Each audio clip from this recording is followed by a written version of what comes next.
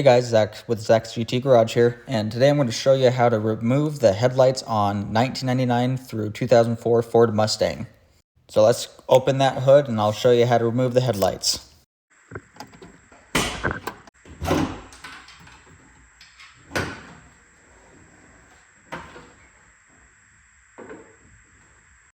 So now under the hood, you're going to come up to the headlight and notice these two retaining clips. There's one right here and one right there.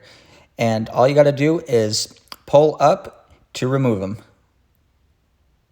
And it's the same thing on the other side as well. So once you have those two retaining clips out, the headlight just pops right out just like that. And there's two prongs on the side you want to make sure that you go ahead and pull out. And that's what the two prongs on the side look like right there. And also back here is where you can unplug the harness or the bulb for the signal light. Now let's go ahead and reinstall the headlight. On the back of the headlight here, I'll show you where you put those two clips in. Make sure they're not damaged or broken, otherwise it's going to be really difficult to have the headlights stay in. And then there's those two prongs on the back. You just fit them right into those slots right there on the side.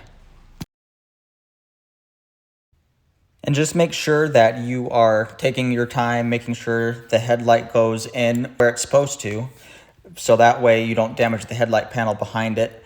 And once you have it in, you might have to kind of work it around a little bit, but once it's in, it should be nice and flush with the fender, just like that. So once they're in, here's what they look like right here inside. That's where you're going to put the clips in. So go ahead and just put the clips in and push down on it to lock them in. And it's the same process on the passenger side as well. And that's what they look like with the retainer clips all the way back in. Put the other one in there. All right, it's locked in. And that's how you guys remove the headlights. Once you're done, go ahead and close the hood. And make sure it latches all the way. You'd hate to be driving and have the hood come open on you. I usually just shut it like that and lift the car up just a little bit to make sure I got it fully latched. Thanks for watching. Go ahead and like and subscribe if you'd like, if the video helped you, and we'll see you guys next time.